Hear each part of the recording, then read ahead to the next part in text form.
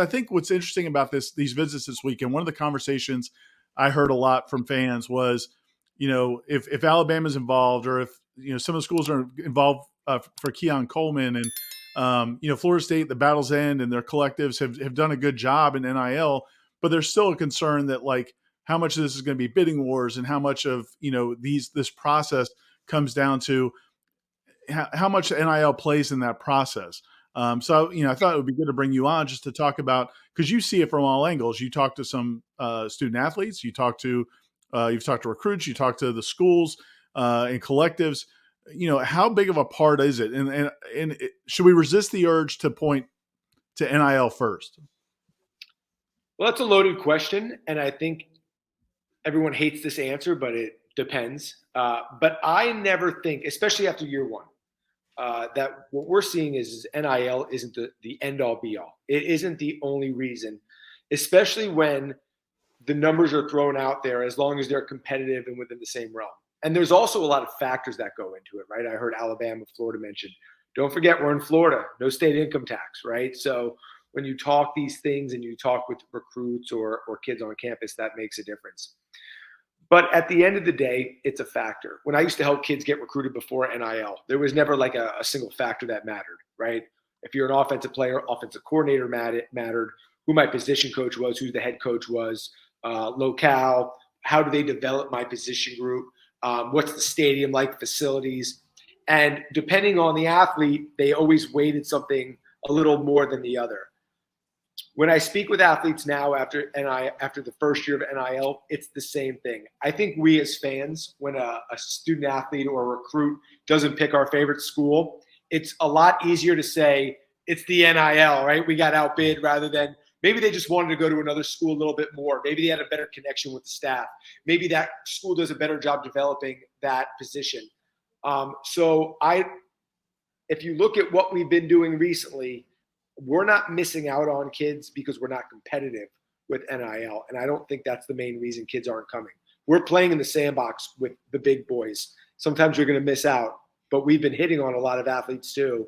So that shows we're competitive, but it shows we offer other things as well.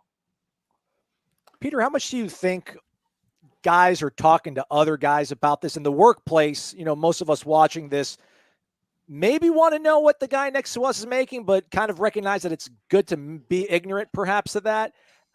Are these guys communicating things at all? Is it, don't look at my pockets? And how much of this is, hey, we can offer you this. We've already set a standard with a guy on our roster that we value at that position. We can't overbid. How much of that you think factors in terms of the NIL packages that are being offered to guys that are pretty highly in demand here? A lot.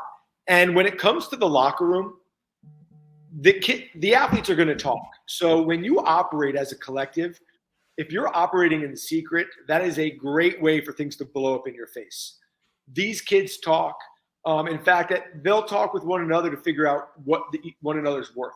And these kids are also realistic. They know that if you have someone producing like a Jordan Travis or Johnny Wilson, they're going to make more. That's just the nature of it. And it sets if I do this, I can get this. The portal throws a wrench into all that, because you'll have kids come in and make these demands, right? And make and offer and request these numbers, but you have to balance that against your current roster. You bring in a kid who's a portal kid and you pay them more than what a starter's making now, you're signaling that we think that kid's better. And we saw that. I mean, the best example of that was the Miami basketball team with, John Ruiz, Nigel Pack, and Isaiah Wong, right? Nigel Pack gets this big deal, and Isaiah Wong's like, I'm the one that took this team to the Elite Eight. I'm going to walk. Now, that worked out for Miami. They figured all that out. But if you have a good collective and a good booster group, you're always weighing different factors. Who's getting what on the team now? What is our budget? All right, we want to bring this kid in. What's the value of that kid? A lot of times, they'll go and actually talk to the kids and say, hey, here's what they're saying. This is what's going to happen. Are you okay with that? You're acting as if you're a general manager, which goes back to the key to success in this space is, do you have internal and external alignment, and does it match your current culture? We have a great culture right now, which is why we're not seeing a lot of these internal fights. And I think a great part of what we see is when kids do transfer out, our fans, for the most part, the kids and the coaches are wishing them, best wishes and do great where you go. I promise you that is not normal. That is not what's happening nationwide. I've heard some people say around the football program, people close to the football program have said things like, if a player comes and all they want to talk about is NIL, this is strictly an NIL decision. Like that's probably not a player that they may want. And absolutely. Yep. Sorry. No, go ahead. I mean, I just think that speaks to the idea that it's not an NIL decision. Rarely is, and if it is, it's, that may not be where you want to be as a program, right? The successful programs, it seems like, probably aren't operating that way. Absolutely. So there's two things on that. One, when the kids do throw money around, you ask if the kids talk. By the way, the collectives talk. They're starting to work together to make sure that some of these numbers are actually real, because agents are trying to, jump that number up. That's a big part of it. Right. I'm gonna push back. NIL is one of the great ways for coaches to make a culture and identity determination. When you're building a team and you want to figure out, is this kid, he's physically talented, he has all the metrics, but is he going to work out? Does he fit? The NIL question is a great one to ask, because if NIL is just a factor, and when you speak to a recruit or a transfer portal player and they're talking about development and, what kind of system do you run and how are you going to get me to the NFL? And then, by the way, is NIL competitive? That works. When the student athlete or the recruit is only talking about money, money, money, money, that's a run situation. I talked about it, when I was before the NIL space, I used to help kids get safely recruited because I coached football in South Florida, right? I always look back to the end of the Bobby years, right? And we would get a 5-star here and there, and they would never pan out. And I could never figure out why. Like, why don't those guys develop? I coached a kid. He's getting recruited by Miami and Alabama at the same time. And he was a Miami diehard. And he decided to go to Alabama. And Miami was competitive with everything. And I asked him, why are you going to Alabama? I know Miami's your dream school.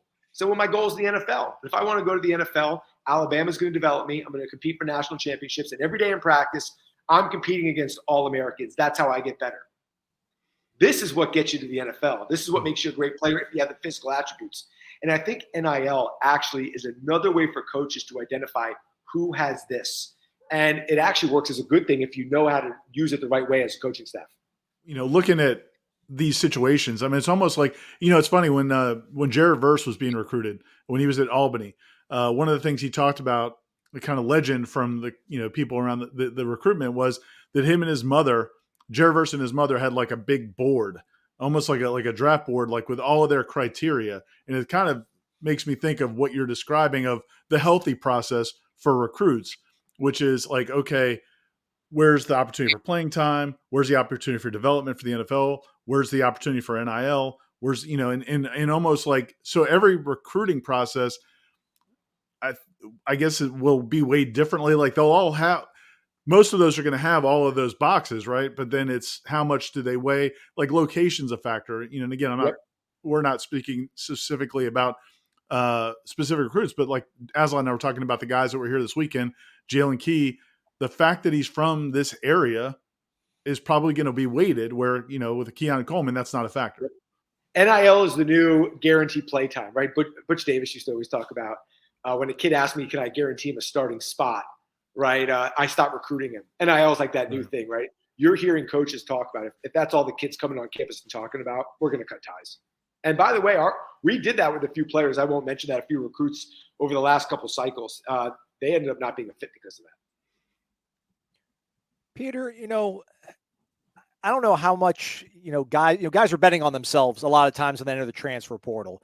I wonder if like the 3D chess of this now is to maybe wait out the first window and then enter the second window. And I know that sounds really counterintuitive because you want to figure out where you're going first and foremost and get there and go through spring football and be totally ready and immerse yourself in that program and that culture. But man, there's so few kind of difference makers right now in the portal. It feels like if a Jalen Key or Keon Coleman would have came out in December, maybe their market price isn't as much as it could possibly be right now. Do you think any of these guys are kind of sandbagging things and maybe waiting to get into this window? Is there a different urgency? Maybe the market is being reset because of supply and demand right now in this kind of more of a quiet window in terms of the transfer portal? Not this cycle, but next year. If you don't think agents are monitoring this cycle and seeing, wait a minute, That kid this cycle is being offered this. He's getting a fraction of that the last cycle and taking note 100%.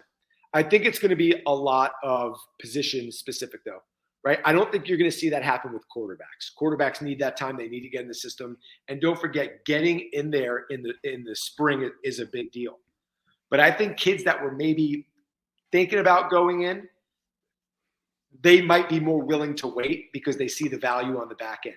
So we saw a lot of kids just jump in head first this last cycle. You might see some of those waited out. But yeah, if you don't think agents have made note, I think that could be a strategic decision next year. And I'm interested to see what the second window looks like. But if I were advising a player, if the goal is the goal, if the goal is NFL, I would not advise that you skip a spring and just enroll in the summer, especially if you're going into your junior or senior year and this is your last shot.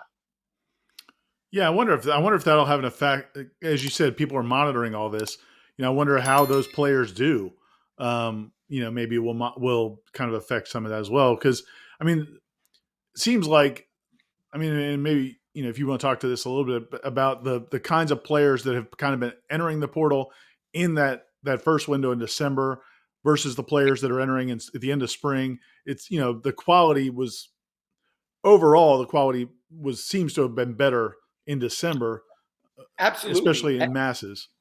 Yeah, but also let's look at the other way. A lot of schools don't want to wait for that second window.